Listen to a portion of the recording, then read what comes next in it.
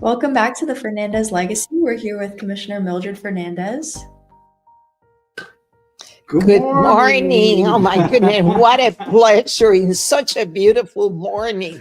Indeed. Is it cold? It is Chicago cold. I love it. And thank you again for having Taylor and myself here in your beautiful home Thank for you. another edition of the Fernandez Legacy. I'm excited. And I am more excited to have you here. Uh, I think this is a great experience, and having you here in order to look forward to new things, it's the best. Indeed. And speaking of new things, we have had an election a week ago, and I'll let Taylor take it from here.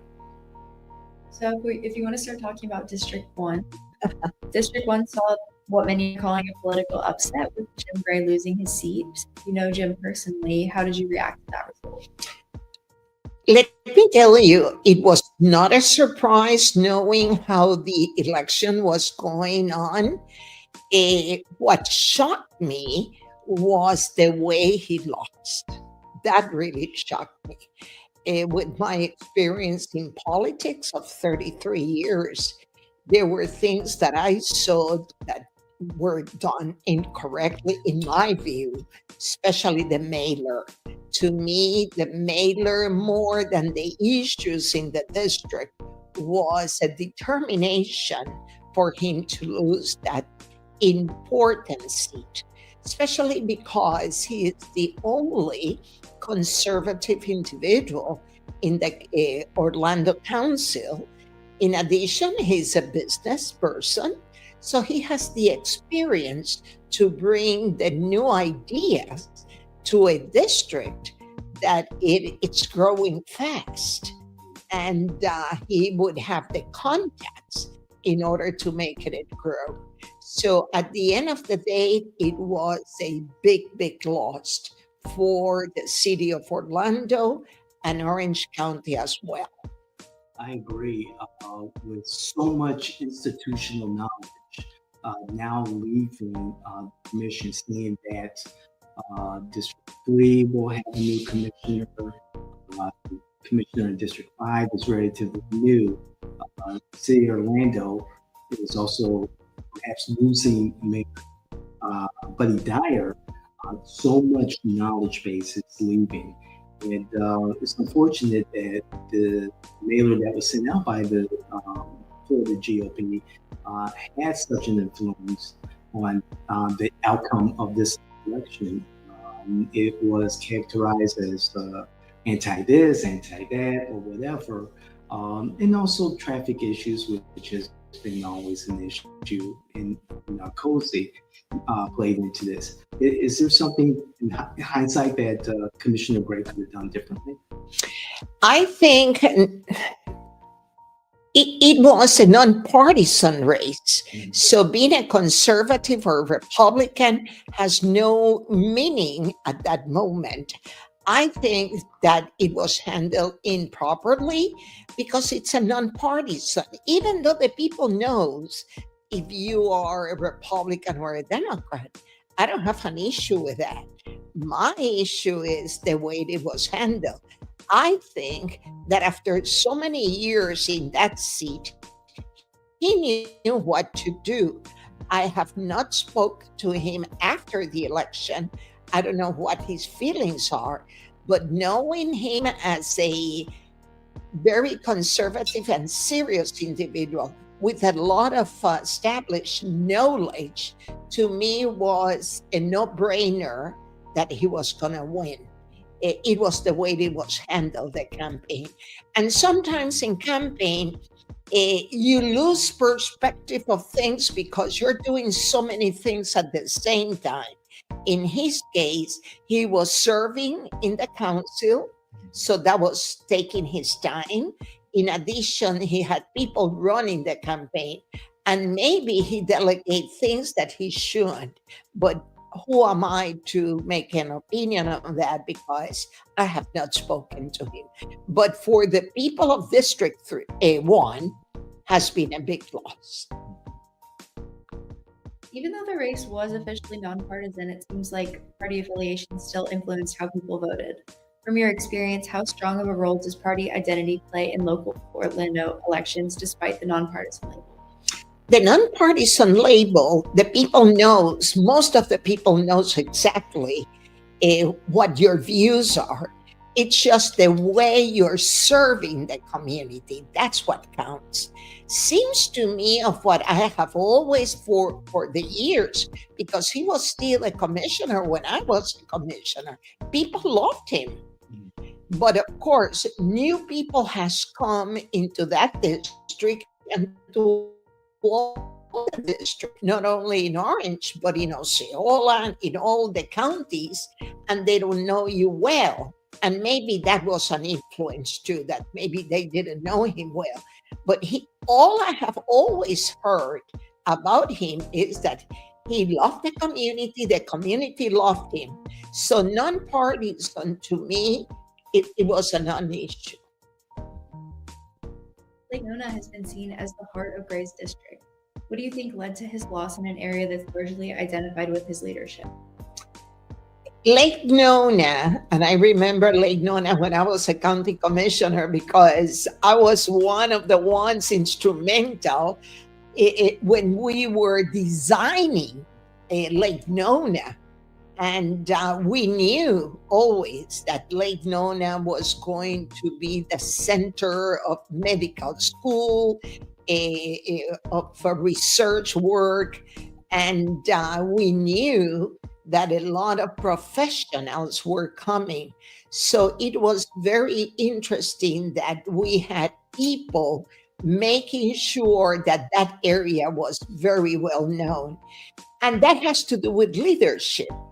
You have to understand that in those places, especially medical school, that you have the leadership there to understand how Lake Nona was going to grow, what kind of leaders you want to have there, because it's not only business, but it's also in the medical field, it's a big, big one.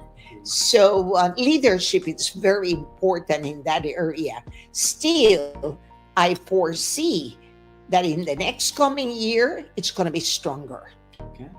Yeah. That's a big prediction. Yes. In District 3, Representative Anna Eskamani publicly supported Mira Tanya, and now Mira is heading into a runoff against Roger. How significant do you think endorsements like Eskamani's are in shaping voter turnout and perception in local races? Oh my. Well, I highly respect Representative Dr. Eskamani, but I do not agree with her political or personal views. And I have been very, very strong opponent of that. She has been very clever, very intelligent, in order to build, I call it branches or tentacles, where she has mapped a lot of liberal left individuals, and she has a perfect dawn of speaking. Sure.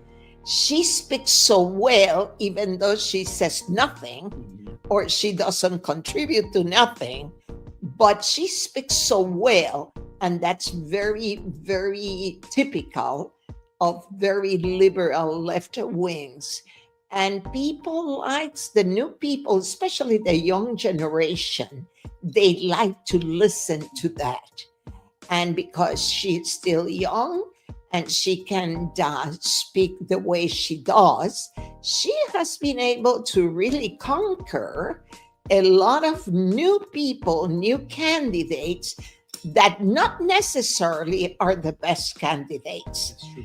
And that is very dangerous, because I was talking yesterday to a state representative, and I was telling this person that I am very, very concerned with the new leadership that we're building, not only at local level, but state, because this is people that are being elected knowing nothing about the position they're going to hold or the needs, the real needs of the community.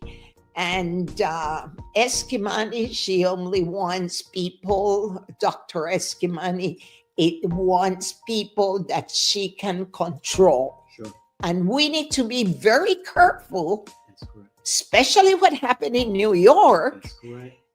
to have individuals that want to control the population. I agree with you. I'm just going to jump in real quick because I follow Dr. Eskamani's career, and one of the things that she's good at is persuasive talk, Correct. conversation, and so she helps people feel good. And Absolutely. you see it through the literature, her own, those that she supports, whether it's Tom King, who defeated Commissioner Gray, or Miss Tanya, who's facing Roger Chapin, or even Shan Rose in District 5.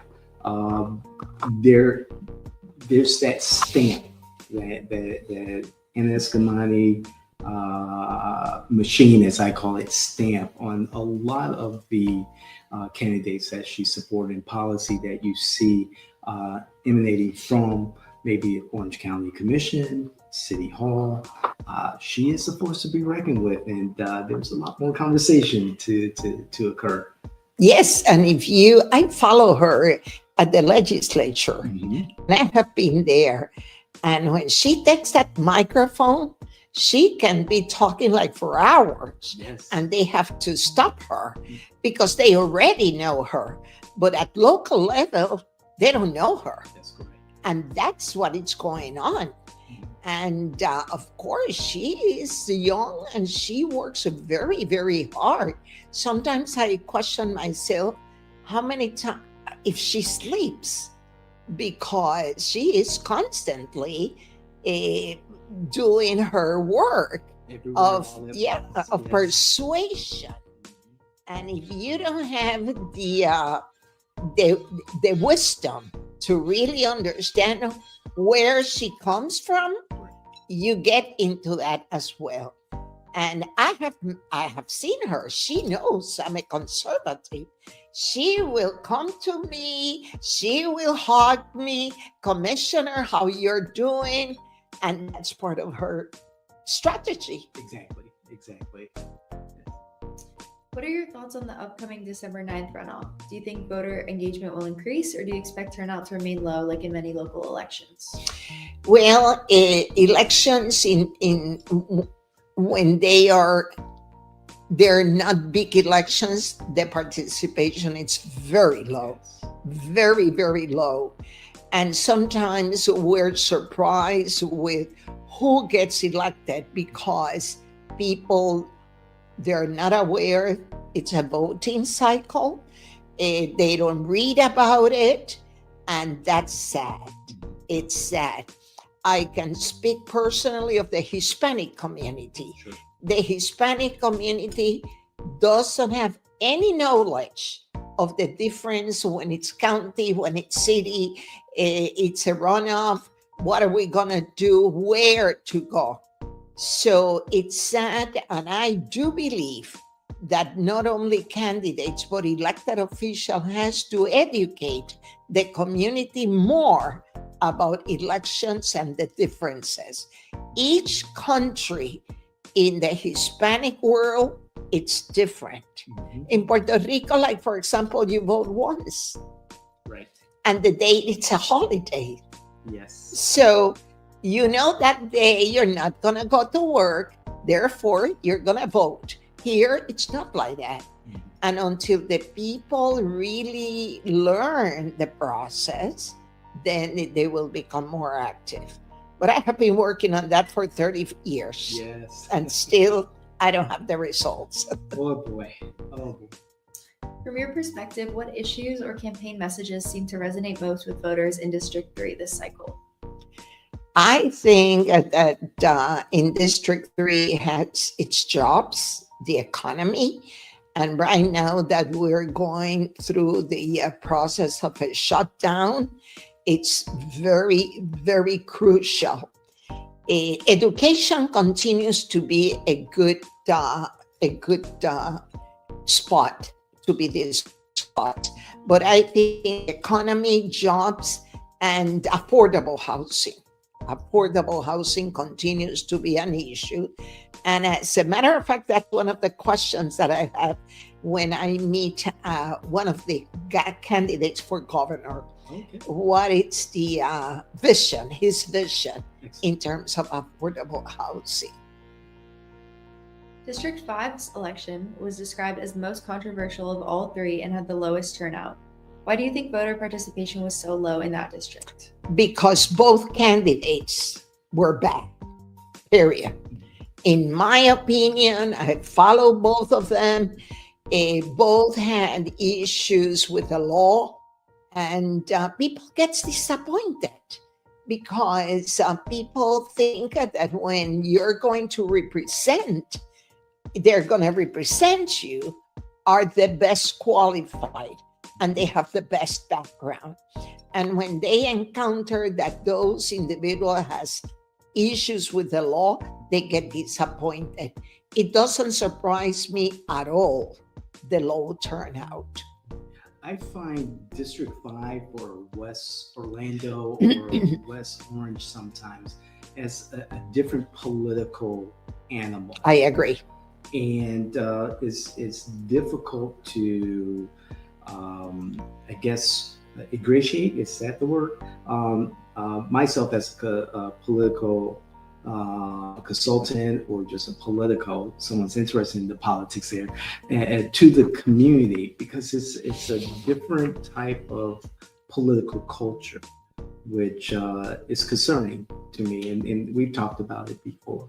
And let me tell you, it's nothing new. Mhm. When I was running for mayor of Orange County, that I walk at that area very heavily, very, very heavily. The issues there are very different from the east side. This community, it's looking more how they're going to run businesses, their own business. And they have different issues. And it's interesting because they even have groups that they all they do is to promote a higher standard of living. Sure. Because they want to grow as a community. Sure. But I don't believe that the local government has given them the tools necessary in order to grow their community. And if you watch the redistricting meetings, Yes. I'm sure you found that, because I was watching them. And when they came to talk, the issues that they spoke were very different. Incredibly different. And being a member of the redistricting committee, and from that side of the dais, it wasn't issues that were new to me. However, the focus on representation by people that looked like us was very forceful. Correct. And then I turn and look at this past election in District 5, and we see the same characters. We see the same candidates. Correct. And as you were saying, and I agree, with questionable backgrounds. And I think to myself,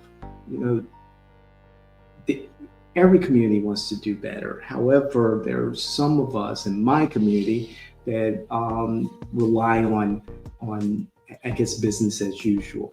Correct. And I just hope, this is my opinion, I just hope that things will get better in the quality of candidates as we look at two new districts that are being created here in Orange County, particularly District 7 that was created for other people by I know that was a very interesting meeting. Indeed. And but I have always said that we should have training school for candidates.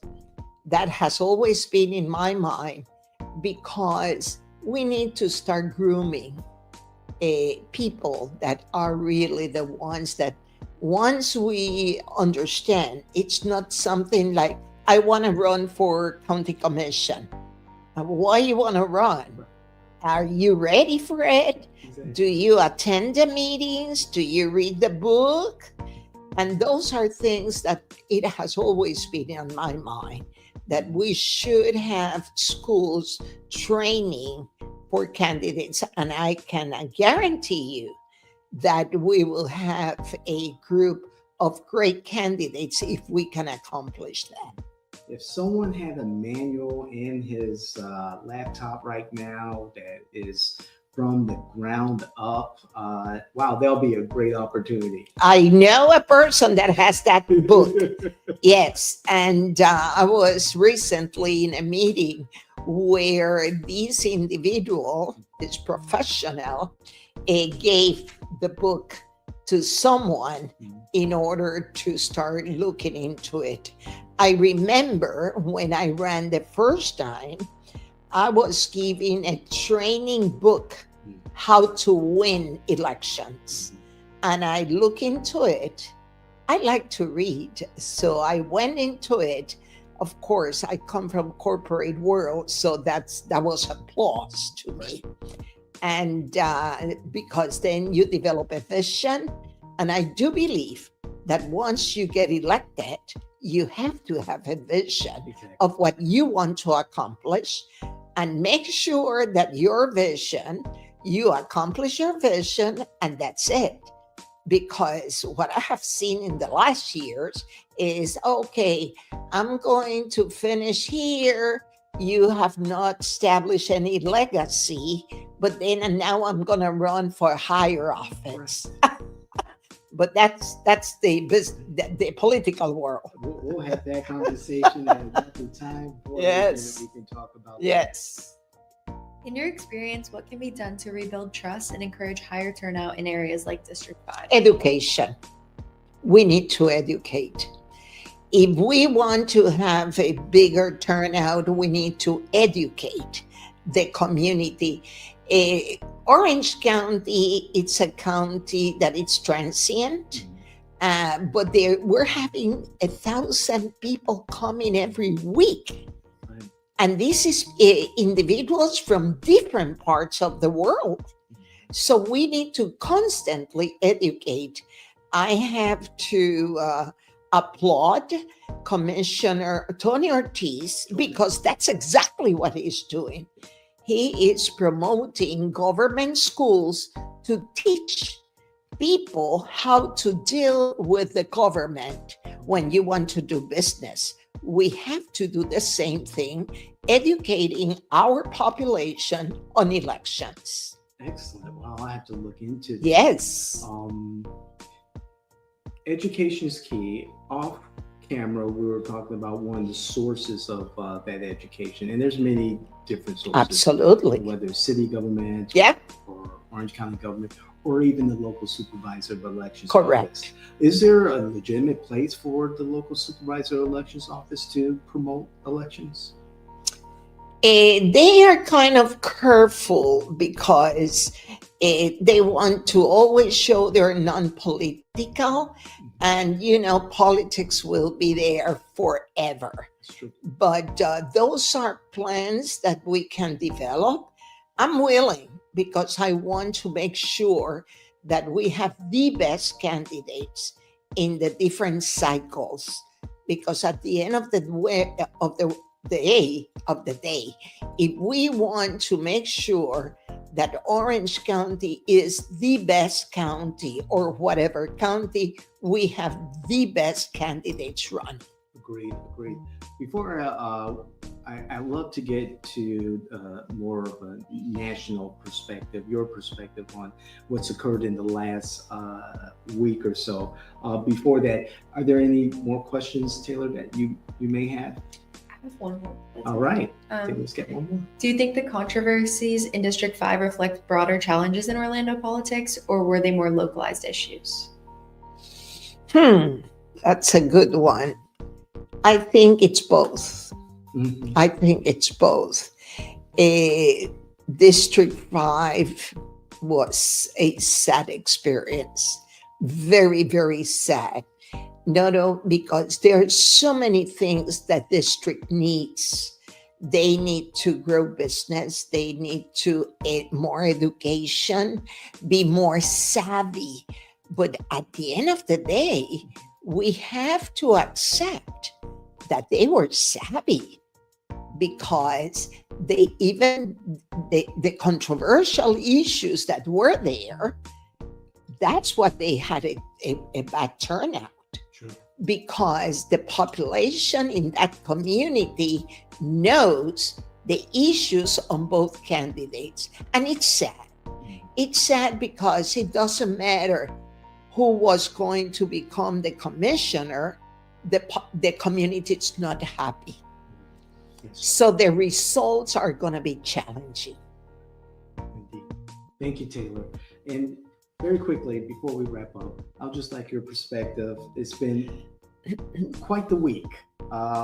Very challenging. A week ago today, we had the election, and we had Democrats do extremely well.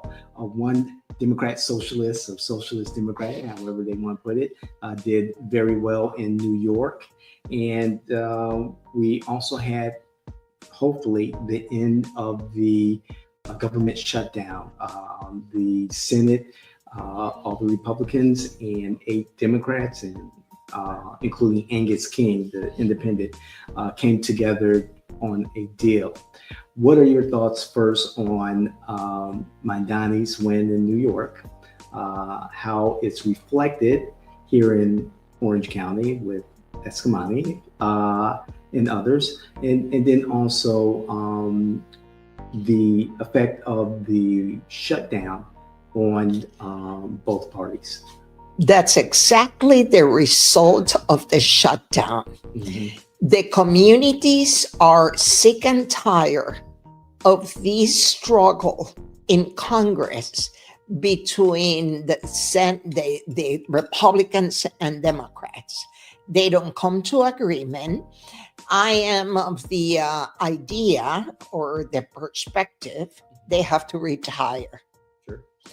And because of that struggle, then the result was Mandani.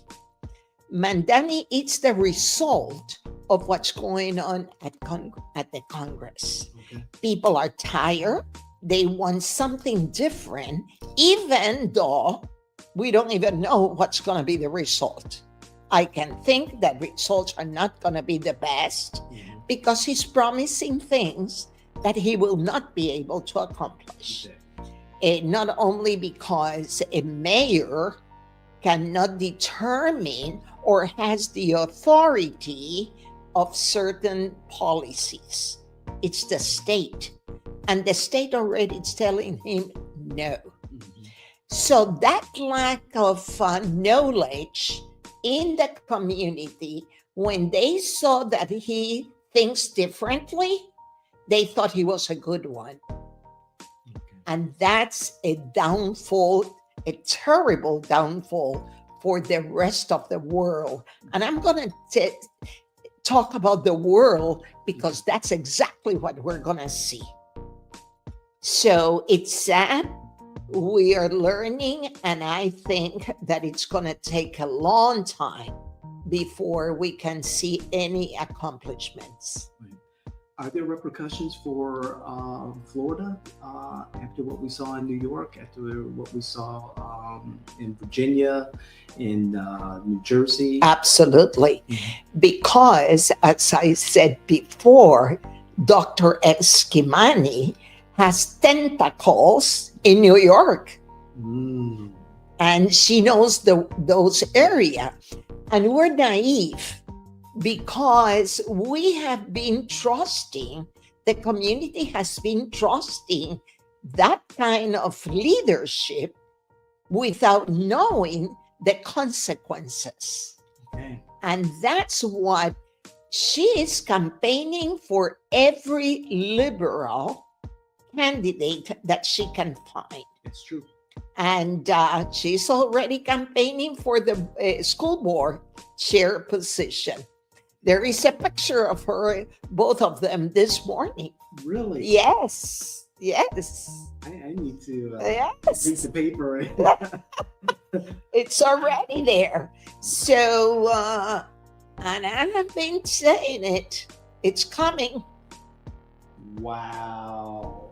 There's so much to discuss and on and off screen. However, we talked about many topics today. Yes. And I really appreciate it, Commissioner. Oh, it's my pleasure. It's a fascinating subject. As you can see, Yes. I love it because God has given me the wisdom with my many years being part of the Republican Party, but not only the Republican Party, observing everybody, observing what's going on out there.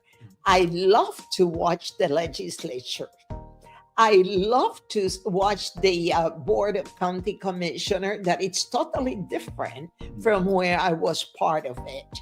So, and then of course, I like to follow what's going in Florida. Sometimes I am not in agreement with my own people, but that doesn't mean that I'm going to switch party.